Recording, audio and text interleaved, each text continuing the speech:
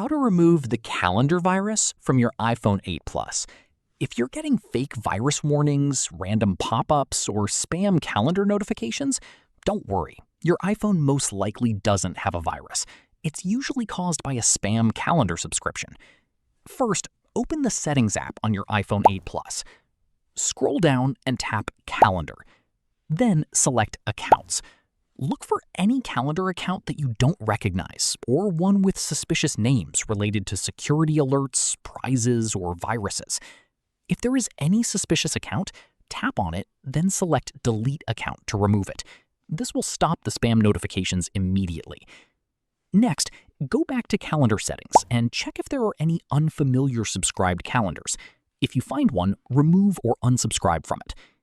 Finally, restart your iPhone to make sure all the spam calendar events and notifications are completely gone. To avoid this problem in the future, never allow unknown websites to add calendar subscriptions.